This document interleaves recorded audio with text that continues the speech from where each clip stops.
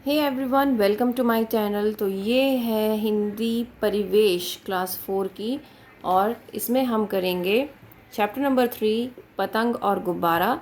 एक रंग बिरंगी पतंग इतराती बलखाती मुस्कराती आसमान से ऊंची उड़ रही थी। इतनी ऊंचाई पर अपने आप को देखकर वह फूली नहीं समा रही थी। तो ये क्या कर रही है, वो पतंग के बारे में बता रहे हैं कि पतंग कितना फूली नहीं समा रही थी। वाह, मैं इतना ऊंचा उड़ सकती हूँ, यह सोचकर वह झूम उठी। उड़ते उड़ते जब उसने नीचे झांका तो उसे बड़ी जोर से हंसी आ गई, क्योंकि उसे नीचे खड़े सारे बच्चे छोटे दिखाई दे रहे थे।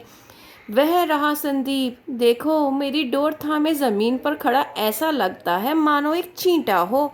खिलखिलाते हुए वह स्वयं से बोल उठी। मतलब वो अपने आप में घमंड कर रही है बहुत ज्यादा। कौन? पतंग। तभी उसे एक आवाज सुनाई पड़ी, अरे तुम अपनी ऊंचाई देखकर इतना खुश क्यों हो? जानती हो, चींटा कहकर तुम जिसकी खिल्ली उड़ा रही हो उसी के हाथ में तुम्हारी डोर है। तो ये किसने कहा? ये गुब्बारे ने कहा। किससे? पतंग से।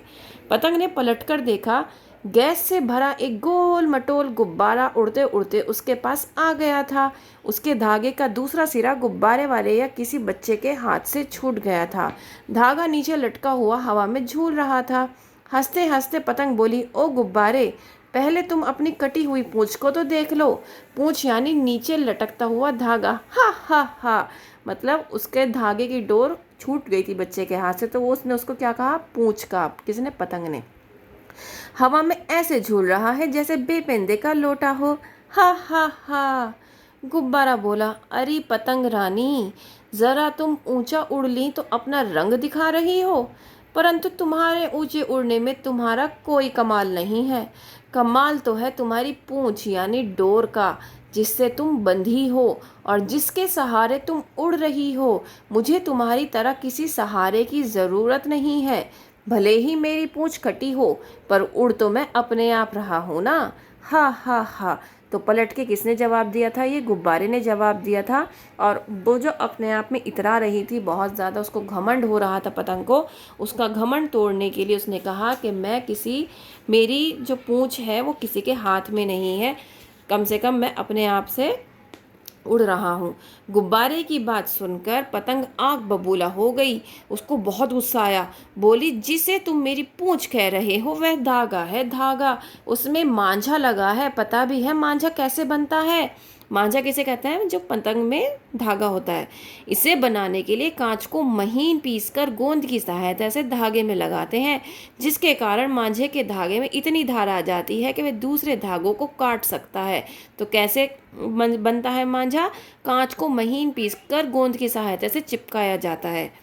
मेरा मांझा इतनी धार वाला है कि कोई डोर मेरे आगे टिक नहीं सकती। मैं तुम्हारी डोर भी काट सकती हूँ। हा हा हा। क्या तुम नहीं जानती कि किसी धागे को काटने के लिए दोनों धागों को तना होना चाहिए? मेरे धागे की तरह लटका हुआ नहीं।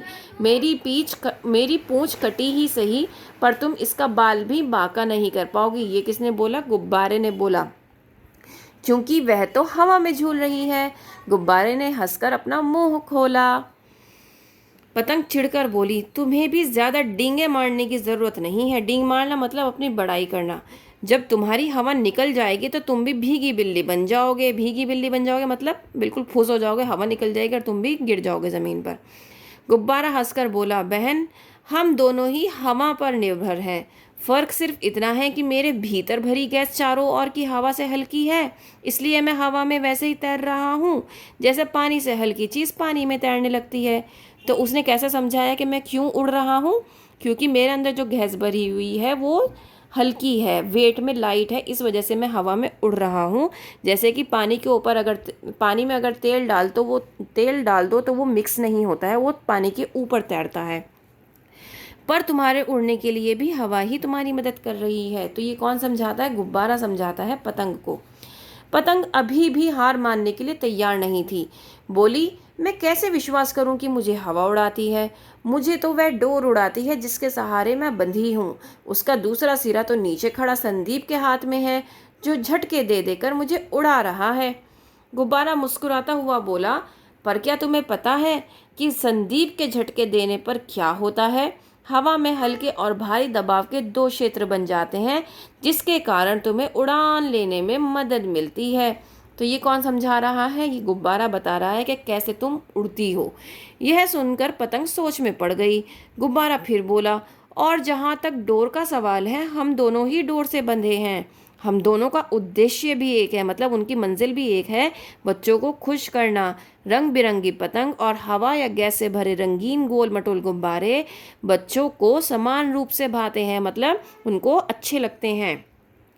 पतंग बोले, हाँ गुब्बारे भाई, तुम बिल्कुल ठीक कह रहे हो। मुझे समझ आ गया कि मैं गलत थी। फिर दोनों खुश होकर आसमान में उड़ने लगे और हंस हंस कर बातें करने लगे।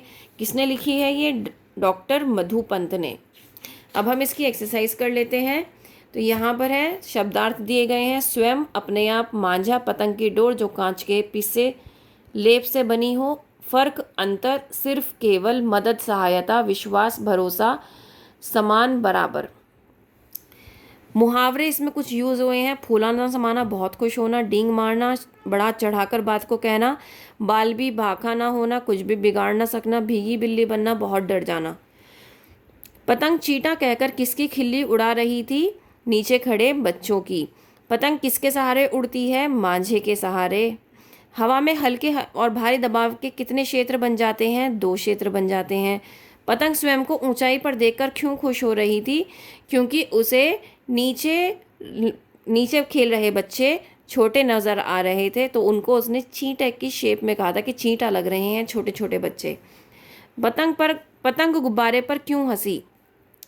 पतंग गुब्बारे पर इसलिए हंसी क्योंकि वो, यहाँ पर देखो, उसकी पूंछ कटी हुई थी, वो उसका धागा जो था वो लटका हुआ था। तो उसने कहा कि पहले अपनी पूंछ तो संभालो, तुम तो तैर रहे हो हम हमें। मांझा कैसे बनाया जाता है? मांझा कांच के पीसे लेप से उसमें फेविकॉल मिलाकर बनाया जाता है ताकि वो दूसरे मांझों को काट सके। गुब्बारे की कौन सी बात सुनकर पतंग आग बबूला हो गई? तो यहाँ पर इसके बारे में लिखा है कि